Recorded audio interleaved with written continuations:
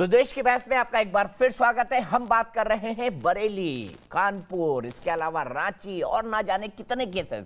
केरल में तो केरल के सायरो मालबार चर्च ने अभी 15 जनवरी 2020 को ही कहा है कि नॉर्थ केरल में कई लड़कियां जबरन लव जिहाद का शिकार हुई हैं और इसके बाद शादी के बाद ईसाई लड़कियों की हत्या कर दी गई।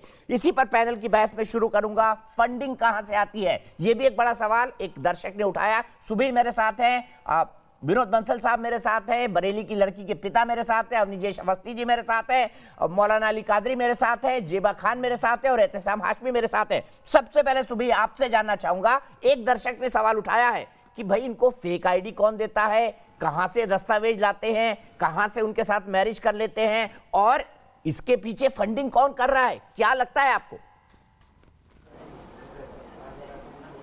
माध्यम से एक तो मैं सारे देशवासियों को ये मैसेज देना चाहती हूँ कि जितनी भी भारत विरोधी मानसिकताएं हैं ये गठबंधन में काम करती हैं, काम जिहादी कर रहे हैं, काम लव जिहादी कर रहे हैं, लेकिन वामपंथी, नक्सलवादी, माओवादी, इंटेलेक्चुअल टेररिस्ट, अर्बन नक्सल्स, जिहादी संगठन, इंटरनेशनल पावर्स, विधर्मी राजनीतिक पार्टियां सब एक हो जाती हैं, सब एक होकर एक दूसरे की मदद करती हैं। मुद्दा चाहे वो एनआरसी हो, सीएए हो, हाथरस हो, लव जिहाद हो, आप कभी भी ये देखिएगा कि इन लोगों की एक होने की मानसिकता है और हम लोगों को ये दलित, मुसलमान और जातियों में बांटने की कोशिश करते हैं ताकि इसी तरह से हमारे भारत के खिलाफ एक एजेंडा चलाते रहें।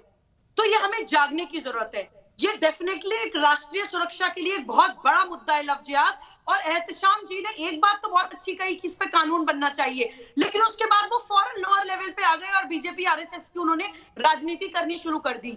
देखिए, मैं एक बात बोलना चाहती हूँ दीपक जी, कानून तो डेफिनेटली बनना चाहिए, लेकिन ये जो पूरा एजेंडा है ये बहुत कोवर्ट वे में होता है। कई बार ये इतना इंसीडियस होता है कि इसमें सामाजिक जागरूकता फैलाना बहुत जरूरी है। बहुत सारी लड़कियां मेरे पास आती हैं, आज मैं कुछ लड़कियों को चैनल पे बैठाना चाहती थी आपके साथ, वो ये मानने को ही तैयार नहीं है कि उनके साथ लव जिहाद हुआ है, क्योंकि इतनी इमोशनल ब्लैकमेलिंग करके किया जाता है, उनके साथ टॉर्चर हो रहा है, मारपिटाई हो रही है, धर्म परिवर्तन का उनके ऊपर दबाव बनाया जा रहा है, लेकिन वो समझ नहीं पा रही कि उनके साथ क्या हुआ है। तो इसमें सामाजिक जागरण की, टीवी डिबेट्स की भी जरूरत है। लड़कियों को समझना पड़ेगा कि प्रेम में और लव जिहाद में क्या फर्क है।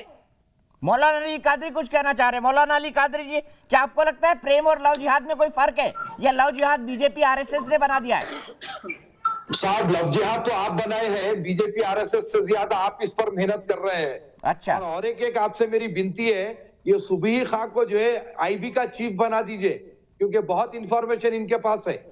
चलिए उनको आईबी का बना देते हैं, आपको एसआई का बना देते हैं। इस अंदाज से काम किया सर, मजाक में बोल रहा हूँ, आपको सुबह को आईबी का बना देते हैं, आपको एसआई का बना देते हैं। चलेगा मौलाना साहब? अभी आपने सुना मौलाना साहब, चलेगा? बिलाल के साथ जो लड़की, ये तो आईएसआई के गुर्गे तो पहले से यही है, पर कोई जोर ये आईएसआई के लिए तो पहले से ही काम करते हैं ये, और ये सिर्फ आईएसआई के लिए नहीं, आईएसआईएस के लिए भी काम करते हैं ये। अरे आप, ये तो इनके मानसिकता से क्लियर हो रहा है। पर होना चाहिए। खान ने अगर सच्चाई बोल दी तो इनको मिर्ची लग गई। ठीक है, लड़की के पिता को जाना चाहते हैं, मैं सीधे चलूंगा बरेली। बताइए भाई साहब, क्या जोड़ना चाहते हैं आप? इनको मिर्ची लग गई। ये हैदराबाद नहीं गए? अरे हैदराबाद में रहते हो, हैदराबाद गए क्या? बताइए सर, बताइए क्या कहना चाहते हैं आप?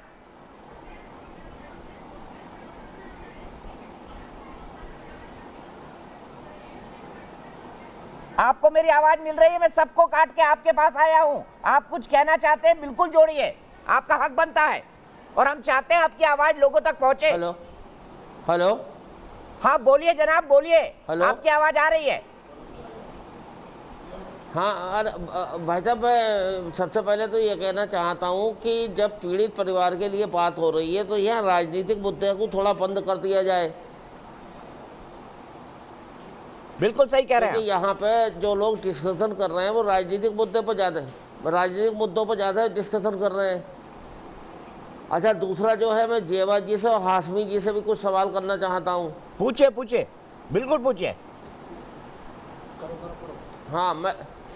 मैं इनसे ये कहना चाहता हूँ कि जब इनके धर्म में कोई आदमी एक्सपायर होता है तो उसे दफनाया जाता है। इनके यहाँ जब कोई खाना वगैरह बनता है तो उल्टे तवे में बनता है।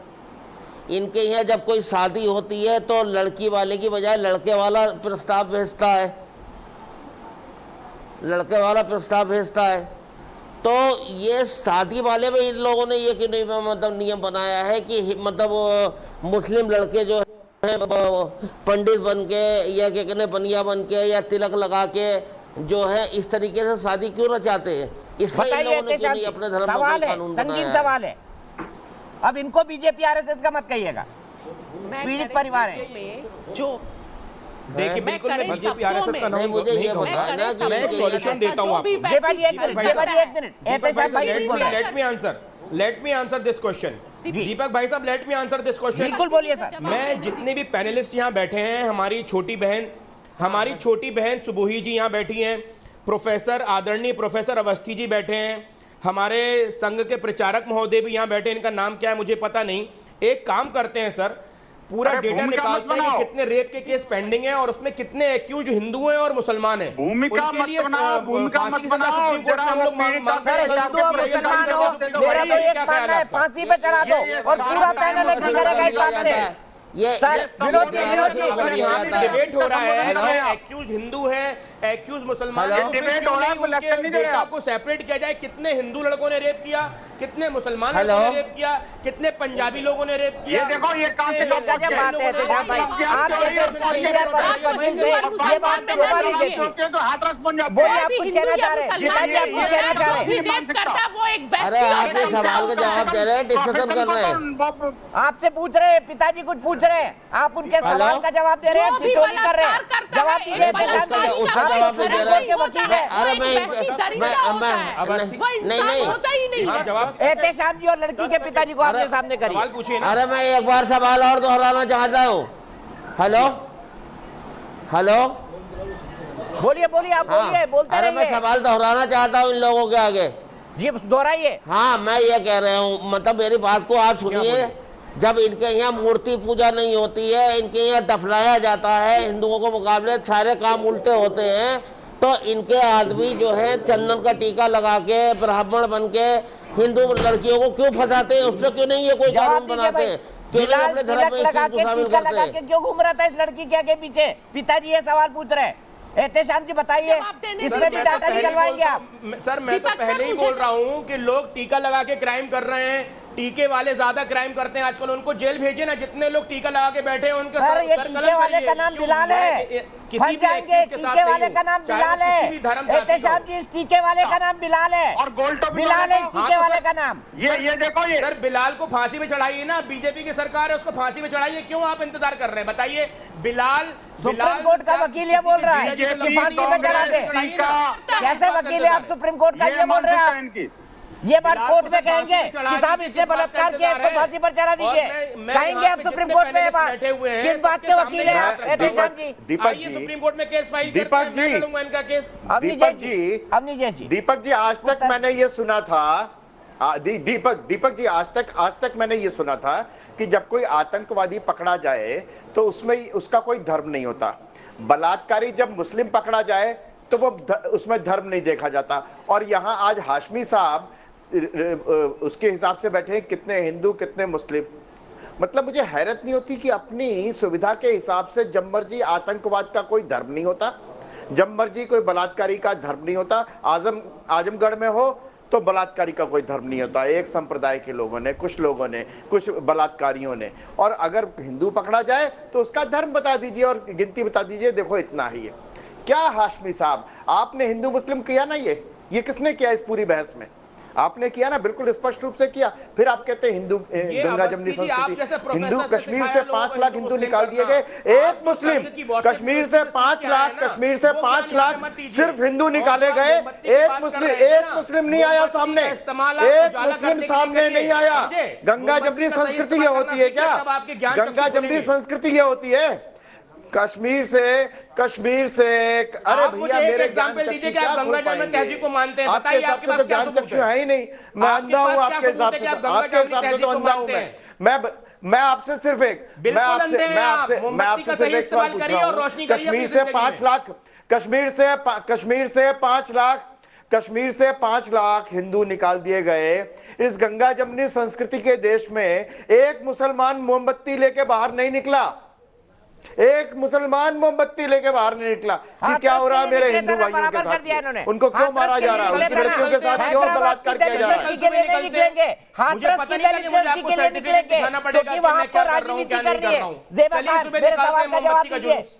आगे ना सर्टिफिकेट पे, आगे सर्टिफिकेट पर, आगे सर्टिफिकेट पर, आगे ना सर्टिफिकेट पर, आगे सर्टिफिकेट पर का सही इस्तेमाल करिए अवस्थी जी, उससे आपकी जिंदगी में उजियारा आएगा। ठीक है सर, ये मोमबत्ती जो है ना सेक्युलर ब्रिगेड को मुबारक हो। अरे मोमबत्ती से रोशनी नहीं आती, आंखों में रोशनी होनी चाहिए, आंखों में रोशनी होनी चाहिए। जो है संघ ब्रिगेड लालटेन लेके चल लो, मोमबत्ती जला के चल लो, जिसके पास आंखें नहीं है ना उसको मोमबत्ती जलाने से कोई फर्क नहीं पड़ता। जिसके पास आंखें ही नहीं है उसके पिताजी कुछ कहना चाह रहे हैं, बताइए। जल्दी से आखिरी कंक्लूडिंग कमेंट विनोद बंसल का लूंगा, बताइए। जिसके पास आंखें हो।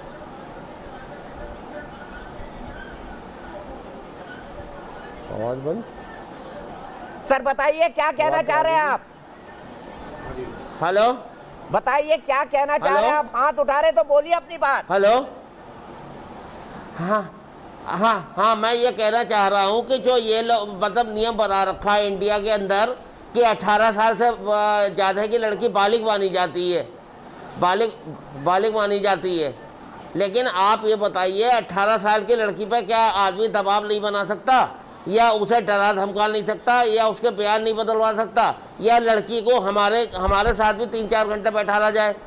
भाई 7-8 दिन से वो उसके साथ है, 2-4 दिन हमारे साथ भी रखा जाए, तब हम बताएं कि उसके खिलाफ बयान देती है या नहीं देती है। उससे तो उसे कोई मतलब ही नहीं है।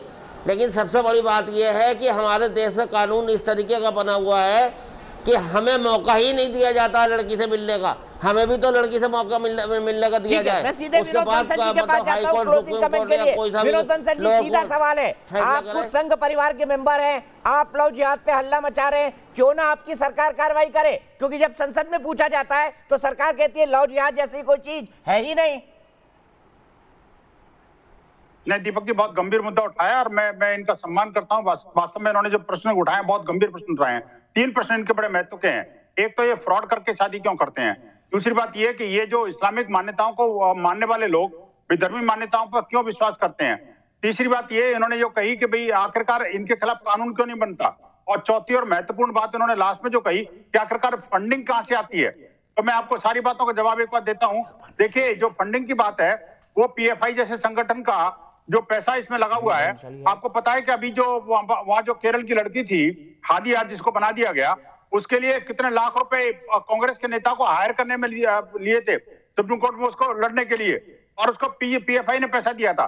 तो पीएफआई, एसडीपीआई और पेट्रो डॉलर जो आ रहे हैं उनके माध्यम से इन लड़कों को खरीदा जा रहा है। और ये मुसलमान लड़के, अभी हमने एक लड़का लफ्ज़ पकड़ा था और लफ्ज़ ने वाकई ऑन एयर कबूल किया कि मुझे 2 लाख रुपए मिलते हैं एक लड़की को फंसाने के लिए, और ऐसी मैं 20 लड़कियों को फंसा चुका हूं। 40 ऐसे गुर्गे इसमें पूरे क्षेत्र में काम कर रहे हैं, और एक मदरसा जो है, मदरसा का संचालक इसको पूरा हवा पानी देता है, और वो वाकदा उसकी फंडिंग करता है, और हम लोगों की चिंता करता है अगर कोई कानूनी कोई अड़चन आती है तो उसकी भी। मैं आपको बताऊं, देखिए संसद में कानून बने, इसके लिए विश्व हिंदू परिषद ने अभी 4 ही दिन पहले एक प्रेस नोट जारी किया। हमने भारत सरकार से मांग की है कि इसके खिलाफ कठोरतम कानून बनना चाहिए, और वास्तव में जो बातें आई है कि स्पेशल मैरिज एक्ट में संशोधन होना चाहिए, वो भी बहुत जरूरी है कि आखिरकार जो व्यक्ति जब शादी करता है तो शादी से कुछ समय पहले और कुछ समय बाद तक उसका धर्मांतरण नहीं होना चाहिए, किसी भी कीमत पर नहीं होना चाहिए। मयूर भानुशाली मुंबई से क्या हमारे साथ जुड़े हुए हैं, और इसी बीच आप दिखाइए रिजल्ट्स, मुझे रिजल्ट दिखाइए, क्या कहते हैं हमारे दर्शक, क्या कहते हैं हमारे दर्शक देश की बहस के आज के सवाल पर। लव जिहाद के पीछे कौन है, क्या इसकी जांच होनी चाहिए? देश की बहस के 100% दर्शक कहते हैं इसकी जांच होनी चाहिए। क्या मयूर भानुशाली हमारे साथ जुड़े हुए हैं? सीधे चलते हैं मयूर के पास। मयूर, आपने पूरी बहस देखी, क्या कहेंगे? आपका आज की तारीख में कंक्लूडिंग कमेंट इस बहस पर क्या है?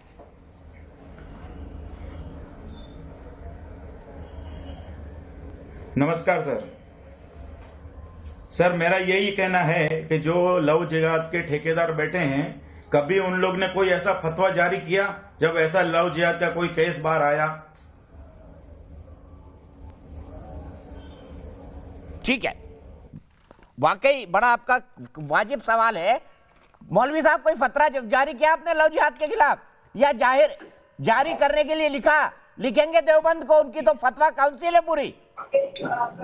साहब मैं देवबंद को नहीं लिखूंगा, मैं पार्लियामेंट को लिखूंगा कि इंटरकास्ट मैरिज खत्म कर दो, ताकि हिंदू भी सेफ हो जाए, मुसलमान भी सेफ हो जाए, और जितने मंत्री बड़े बड़े फिर बकवास। मौलाना साहब इसको बोलते हैं, इसको बोलते हैं कद्दू और अंगूर की तुलना करना। आपसे कहा जा रहा है लव जिहाद के खिलाफ लिखिए, आप कह रहे हैं इंटरकास्ट मैरिज खत्म कर दीजिए। सुबह ही 10 सेकंड आपके, इसको कहते हैं कद्दू और अंगूर की तुलना करना। आपको कद्दू और अंगूर की सब्जी बहुत अच्छी लगती होगी मौलाना साहब। दीपक जी, कादरी साहब तो जब भी जबान खोलेंगे जहर ही उगलेंगे। इन लोगों को ये समझ नहीं आता कि हम लोग बात कर रहे हैं कि जिहाद खत्म होना चाहिए, जबरन धर्म परिवर्तन खत्म होना चाहिए, ह्यूमन राइट वायलेशन खत्म होना चाहिए, राष्ट्रीय सुरक्षा के लिए हमें सख्त से सख्त कदम लेने चाहिए, इंटरफेथ मैरिजेस खत्म होनी चाहिए। कहां से कहां पहुंच गए, किन लोगों से हम डिबेट करते हैं? 21वीं सदी में बैठ के आप किस तरह की घटिया और किस तरह के रिग्रेसिव बात करते हैं कादरी साहब। क्या आपसे डिबेट करी जाए? आप नेशनल टीवी पे चलिए मैं इसी बात पर ब्रेक लेता हूं। कादरी साहब फिर कभी जाइए हैदराबाद की उस बेटी के घर, दलित बेटी के घर, दिखाइए कादरी साहब को, और कल एक फोटो ट्वीट करिए वहां से। अगर हिम्मत है तो जाइए। नहीं जा पाएंगे आप, अभी से लिख के दे रहा हूं, नहीं जा पाएंगे मौलाना कादरी। आप नहीं खड़े होंगे किसी बिलाल के खिलाफ, करेंगे सर, ट्वीट करिएगा मुझे फोटो, तब मैं शाबाशी लिखूंगा आपकी मौलाना कादरी। लेकिन जब बोले तो संभल के, क्योंकि ये जो 2.5 इंच की दे रखी है ना भगवान ने, बहुत खतरनाक है मौलाना साहब, याद रखिएगा। फिलहाल एक ब्रेक, लेकिन ब्रेक के बाद भी न्यूज नेशन पर खबरों का सिलसिला लगातार जारी है।